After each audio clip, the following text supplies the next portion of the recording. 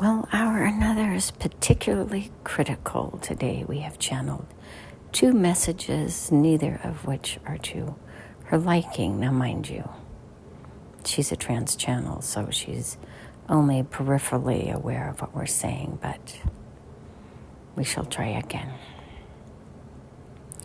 When you find your way home after a long vacation or trip, what does it feel like when you step in the doors? Is this your sanctuary where you feel safe? Or is it a place where you feel unhappy or unsatisfied? So if you are not content when you come home, what is it that you could do to change that fact? One would be just to change the location, though we will say oftentimes your dissatisfaction comes from within and not from without. So changing your location oftentimes does nothing other than put a Band-Aid on it. So what is it about your home that doesn't inspire you? That it doesn't invite you in? Is it that it is busy and cluttered? Is it that it is sparsely decorated and has no heartbeat? Is it that you have not created ceremony or celebration to create rituals that really work for you in a meaningful way? When you wake up, what is the first thing that you do? Do you scroll on your devices, or do you get up and make yourself some kind of a drink, sit and watch the sun rise or rise further in the horizon, listen to the birds chirp, explore a thought or a concept that came up the night before? Do you allow your mind to expand, or do you fill it with meaningless chatter from others?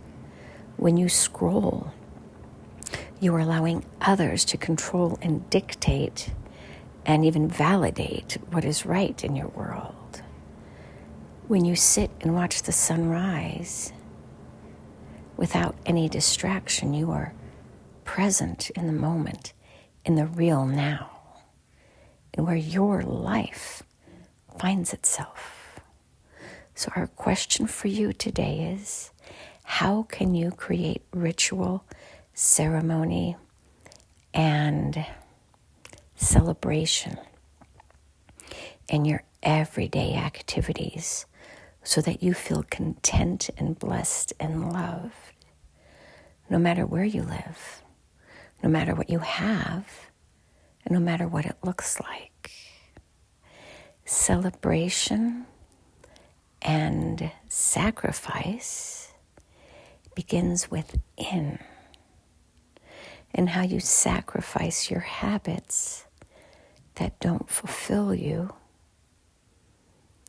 in place of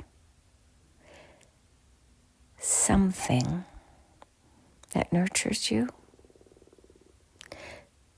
When you recognize what nourishes you versus what doesn't, and you begin to make conscious decisions for what feels better, then and only then will you enjoy coming home, because home is a place where you feel nurtured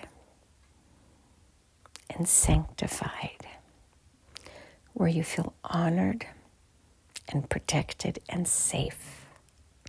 This is your responsibility to create by going within and finding meaning in the smallest, most simple activities that slow you down and bring you into the now.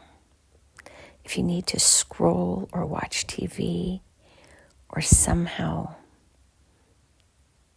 busy your mind to be distracted from the reality of where your thoughts go, then you are stuck in a cycle of addiction, of distraction at a minimum, full addiction possible as well. Finding yourself means doing the deep dive, slowing down, removing all the distractions, and getting to know you, your likes, your dislikes, your preferences, your desires, and hopefully, ultimately, your dreams when you come back online and recognize where you are not fulfilled and where your desires lie. And therein lies the simplistic answer of how you find yourself. Get to know yourself, date yourself. Ask yourself those questions that you would ask somebody else on a date. What are your greatest dreams and desires? What are your greatest regrets?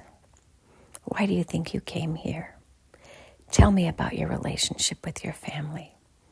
What was your greatest love in life? Who has inspired you more than anybody else?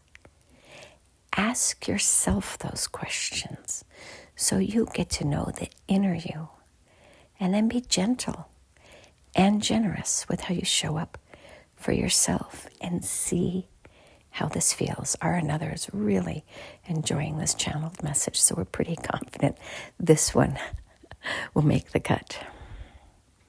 Believe in yourself enough to take the time to get to know yourself, what works for you and what doesn't. And stop believing all these outside sources that tell you that in order to be successful, you have to work 40, 50, 60 hours a week.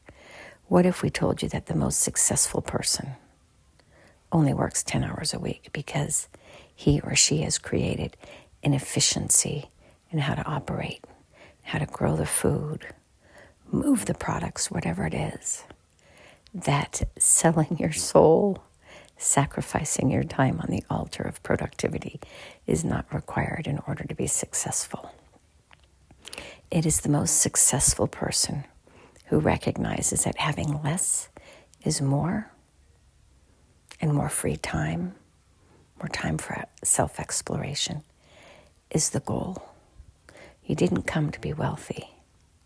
You came to explore the great what if, which is, how can I maximize my life's experience and endeavors and activities without killing myself prematurely? Where are my boundaries? Where are my dreams bounded up with excitement and trusting that the universe has something better in store for me than what I have right now? And then taking a leap of faith into the mystery of the unknown, as we like to share through our another. And that's it. Finding yourself means stopping all of your distraction, and dating yourself, and preferring yourself above all else. And so it is. Namaste.